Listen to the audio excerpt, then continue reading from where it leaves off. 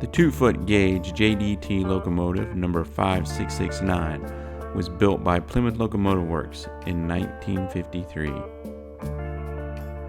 After 70 years of service, the gearbox was tired and liked to pop out a gear when loaded. A major overhaul was long overdue.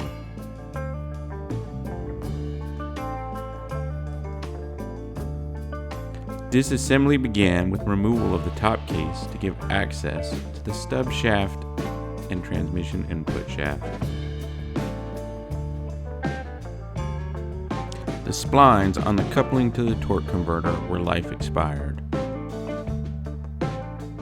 The chain and sprocket used to connect the two shafts was in the same condition.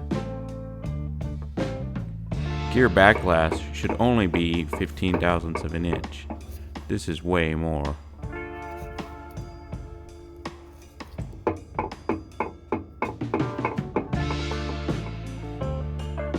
It had been known for some time that the shifting fork was broken, but only after removal was it learned that it was cracked in many places. Next, the shifting engagement was checked and found not to be equal from side to side.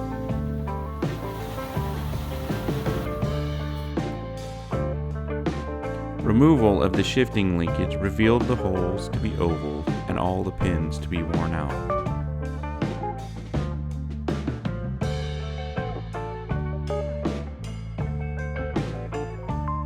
Out with the mid portion of the gearbox case and the slider gear. In many cases, the destructive method was the only way to get things apart.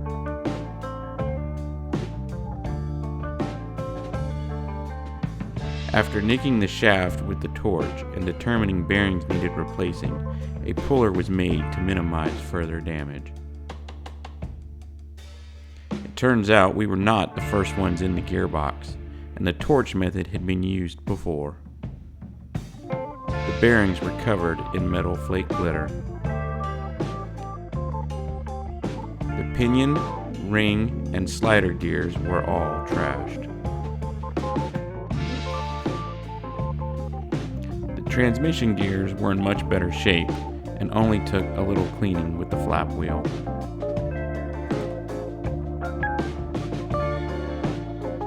New sprockets were made from 8620 and teeth were heat treated with cherry red.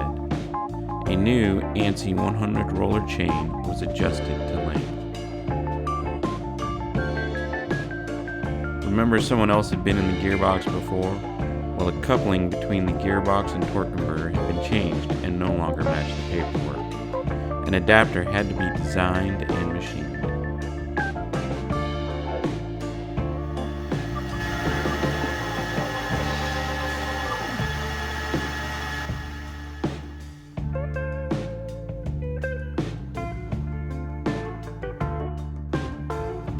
The adapter and coupler required some minor fitting once installed with a burr bit and drill.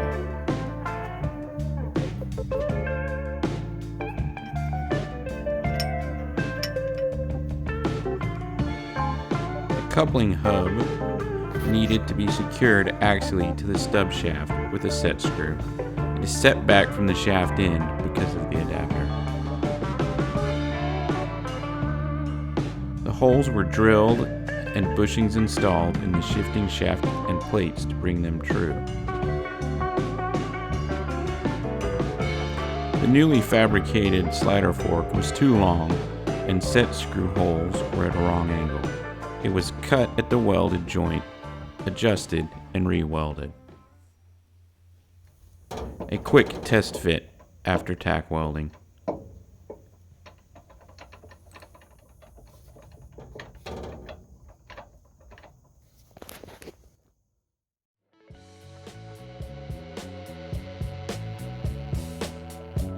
Final test fit after welding out.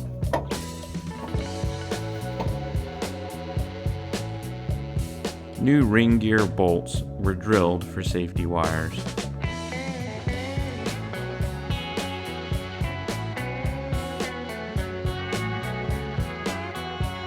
The gearbox cases were cleaned and painted first the top, then the mid case.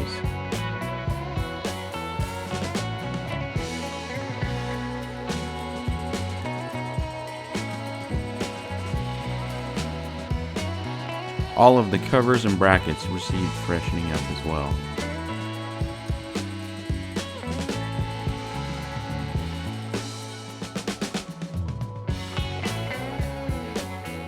The slider gear assembly is made up of many components: shaft, carriers, ring gears, 3 different bearings, and the slider gear.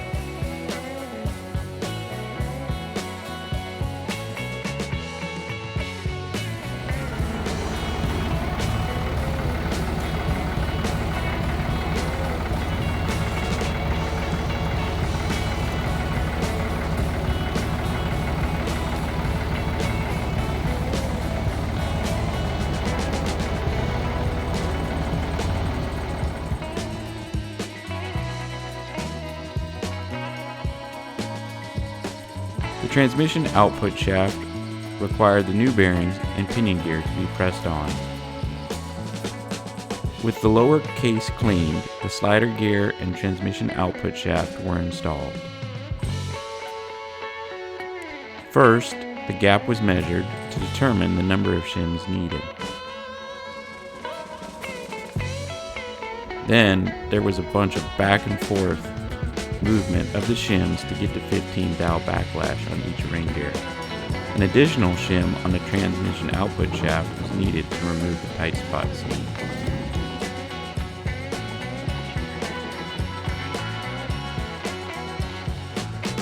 Back on with the mid case and high gear transmission shifting fork.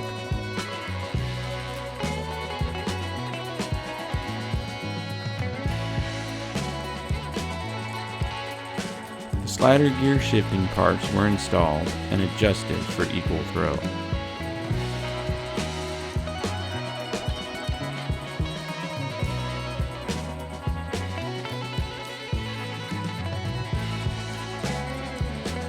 The last bearing and sprocket were pressed on, only something's not right. The bearing box part number matched with the drawing, but once removed from the shaft, it was discovered the bearing was a 3212 and not a 3312. Great care had to be taken to get the sprocket back off without damage.